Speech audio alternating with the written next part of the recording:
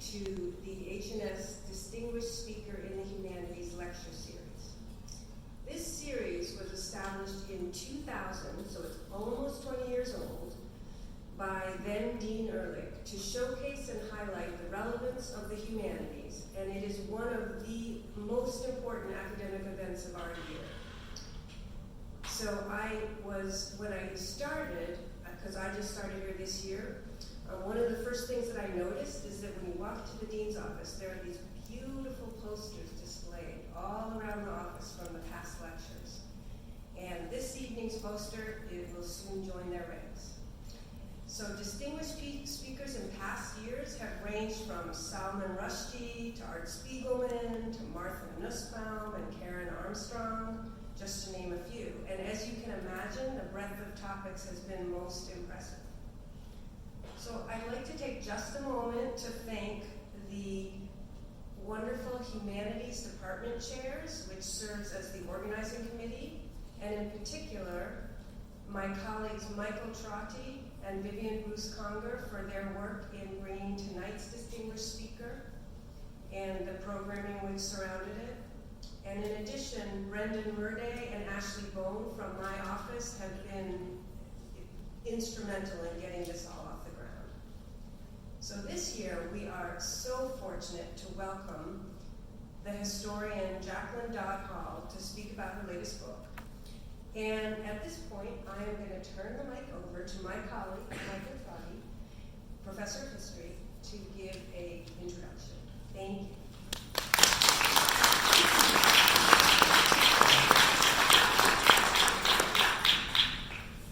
Thank you, Dean Stein, and thank you all for coming. I see members of the local community and some folks from Cornell. Some Dowds are here, family of our distinguished speaker, and of course a number of students, including 14 of you, who tomorrow will be able to sit down with Jacquelyn Hall and talk about her book. I'm looking forward to that quite a bit. We've been reading it as the semester has been going along. It is my great pleasure to introduce our speaker. I have known her for more than 25 years, and from what she has taught me about writing, about scholarship, research, about being a teacher, she is one of the mentors that I've had through my life, and it makes me in a sort of a pickle in this moment, because in one sense I just want to go on and on about different sides of how she's been important to the field as well as in my life. I also know my job is to get off this stage so that she can get on.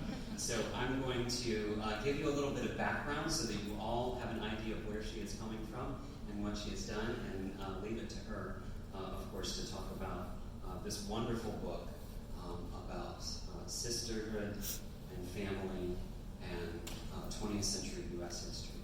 Jacquelyn Hall was born in Oklahoma, went to college at Southwestern of Memphis, which is now called Rhodes College, and then moved to New York City, Columbia University. This was in the late 60s, early 70s, when the whole nation was changing its nature, and the field of history. I just realized I'm going in and out of the microphone, aren't I? I'm not used to having a microphone. In fact, I might just step to the side and be loud. I'm much more comfortable that way. Can you hear me? Yes. Okay. I'll just be my loud self. Oh, a little louder. Okay, then I'm going to use the mic. Sorry for the back and forth. This is the early 70s, the late 60s, when everything's changing, and the field of history is changing. It is being transformed. So Southern history, there were writers of Southern history before this, but the nature of Southern history was changing. It is a little bit of an overstatement, but not much of one, that women's history was being invented in this era, and African American history was being invented in this era. And the people who are pushing to make history broader and more inclusive, as much as anybody else in the late 60s and early 70s, were the graduate students who were a part of Jacquelyn Hall's cohort. Her dissertation, which became her first book, Revolt Against Chivalry, Jessie Daniel Ames and the Women's Campaign Against Lynching, was about a Southern woman who just would not keep to her place, refused to keep the place that Southerners and the conservative society she was raised in thought was most appropriate. In an era in which Congress could not pass an anti-lynching bill, she is a white Southern woman who is making a public stand against lynching. It was an audacious thing to do, and it's a fascinating and important story. She came to the University of North Carolina at Chapel Hill in the mid-70s and started an oral history program, a new methodology to go along with all of the new history that's happening in this moment. There's a turn in her career toward labor history. Let's take on something, yet another side that's new for her, and a collaboration with 5 graduate students. So let's do it with new methods, oral history, a new field, labor history, and a new process, working collaboratively with 5 other authors. One of those authors is, by the way, with us here tonight. We have 2 of the 5 authors of Like a Family with us. Like a Family, The Making of a Southern Cotton Mill World came out in 1987. And this was a central moment in Jacquelyn's life. She reflected later, and it turns out to be a central moment in the history of Southern workers. And around this book is built a burgeoning scholarship that was not there in an earlier era. She wrote, "In the course of writing Like a Family," this is looking back, "I became a historian. What I learned above all was how to rely on other people, how to be part of a scholarly community." Well, this experiment in oral history and labor history and collaboration worked out very well. The book was named the best labor history book of the year, the best American history book of the year as well. Since then, she's written on memory and autobiography, on the long civil rights movement, how for generations before what we think of as the civil rights movement proper, the African American community was building the capacity to make that great set of social changes. She wrote on another Southern woman who refused to stay in the place that a conservative Southern society wanted her to stay in the progressive era. Her name was O. Delight Smith, one of the best names I've run across in a history article. When you are a gifted writer, when you find a terrific story, you often find terrific names to go along with it. O. Delight Smith, Trixie Perry, Texas Bill, these are other figures in some of her work. In the 1990s, she was president of a labor history professional organization, and then the Southern Historical Association, and then the Organization of American Historians, 3 presidencies. She was given, Bill Clinton gave her the National Medal of the Humanities in 1999, especially for her work in the Southern Oral History Program. Her current book, Sisters and Rebels, A Struggle for the Soul of America, follows a family of extraordinary Southern women, particularly the 2 youngest daughters, Grace and Catherine, born to a conservative family who venerated the lost cause, and then they went off to college. The story changes quite a bit. It is a beautifully written story about the Red Scare, Sacco and Vanzetti, World War I, transformation in the Depression era, Bohemian New York City leftist circles that Grace and Catherine are in. At one point, Whittaker Chambers, the famous communist turned informer, is a housemate of Grace Lumpkin. So woven into the story of the lives of these women is the story of much of the 20th century in America. It's a marvelous piece. More than that, it's about liberalism and conservatism. And it's about how those aren't separate things that are experienced. Liberals are over here and conservatives are over here. It's about how liberalism and conservatism are woven into the experiences of families and individual lives. I want to close with a brief final reflection that Dr. Hall made about her own work. I have always been drawn to women on the margins, exiles, internal exiles, women who resist assimilation into conventional narratives, women whose place in Southern history can only be established with a fight. Can you all please join me in welcoming our 2019 Distinguished Speaker in the Humanities, Professor Jacquelyn Dowd.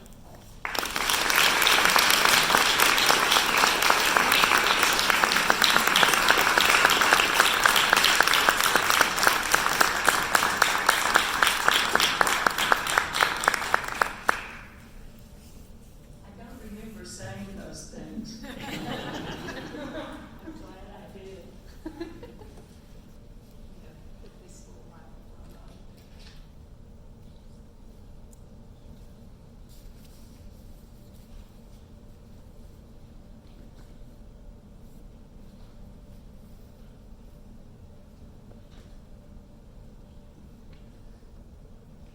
So, Sisters and Rebels weaves together the stories of Elizabeth, Grace, and Catherine Dupree Montgomery, three sisters who were born into a former slave-owning family and, as Michael said, steeped in a foundational belief in white supremacy, romantic view of slavery, and devotion to the lost cause. Can people in the back hear me? Right. Like the rest of us, they did not get to choose the family they were born into, or the place where they were born, or the beliefs that were drilled into them by their parents. But they did have a choice about how to work through that legacy. And this book is about how the fraught ties of sisterhood were tested and torn as each woman grappled with that legacy in her own way. Combining biography with history, it also spirals outward, gathering up and illuminating larger stories of the events and social movements and networks in which these women were involved. And as it does so, it recovers a history of interracial coalition building and progressive struggle that was organic to the South and that included expatriates as well as people who never left the region. My overarching goals in this book echo the goals that Grace and Catherine, the two younger sisters, pursued. Like them, I want to join in an ongoing conversation about how white Americans can work through legacy of slavery, segregation, systemic racism, America's, not just the South's, original sin. I also want to provide what we used to call in the 60s and 70s, and I still like to call a usable past for the battles we are fighting in a battleground region. Catherine Dupree Lumpkin is best known for her 1946 autobiography, The Making of a Southerner. I first read that book in the early 1970s. I was a graduate student at Columbia, but living in Atlanta, immersed in a community of civil rights, anti-war, and feminist activists who gravitated to the city as SNCC and the Southern Student Organizing, the hallmark student groups of the 60s, disbanded. I was working for a civil rights organization and trying to write a dissertation in the then brand new field of women's history. It was in the course of writing that dissertation that I stumbled on Catherine's book. The Deep South slave-owning, ancestor-worshiping background she wrote about could not have been further from my upbringing in Oklahoma, where one of my grandfathers was a sharecropper and a barber who could barely read and write, and one was the son of Irish immigrants who spent his childhood in and out of orphanages and started married life in a tar paper shack. But I admired the honesty and restraint with which Catherine recounted her conscription into white ladyhood and her remaking as an activist intellectual in the 1920s and 30s. Her portrait of the South as a land scarred by slavery and segregation, but rich in a history of progressive struggle, resonated with how I saw the region. and I saw her generation of often embattled feminists and Southern leftists as the predecessors of my own.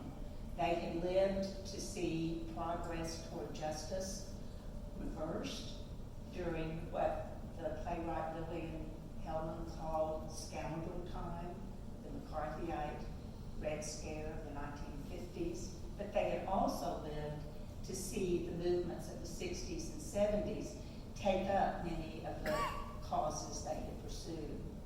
Still, I was puzzled by Catherine's book. I wondered what happened to her much older sister, Elizabeth, who makes a brief appearance as a wildly popular girl orator on the Confederate Veterans Reunion Circuit at the turn of the 20th century and then disappears from the story.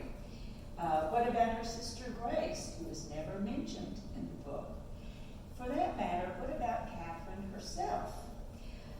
This is an autobiography, and yet it ends when she is in her 20s and in the 1920s, working with a group of young black women in the YWCA trying to build an interracial student movement in the segregated South.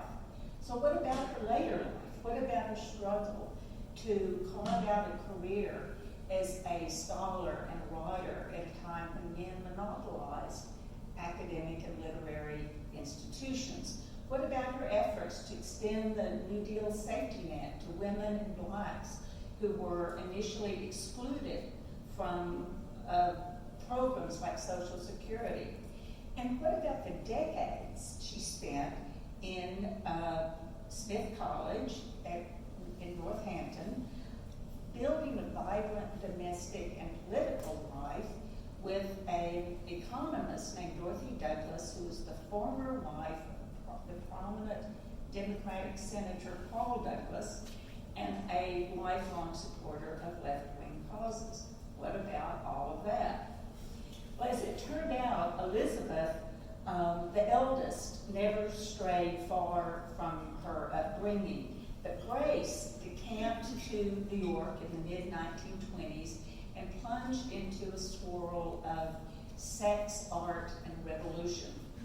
She rose to fame with the publication of her first novel, To Make My Bread, about the legendary Gastonian, North Carolina strike of 1929.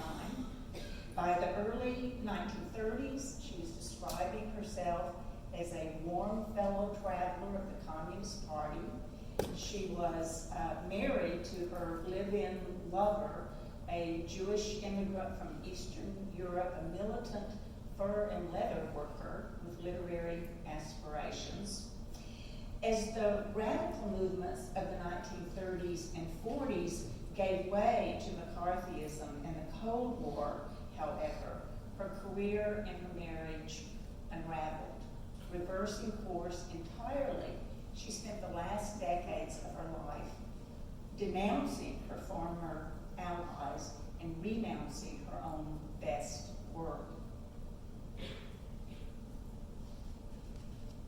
When I moved to North Carolina in 1973 to launch the oral history program, I jumped at the chance to seek these women out. Elizabeth had died 10 years before, but I found Grace and Catherine in Virginia, to which both had retired.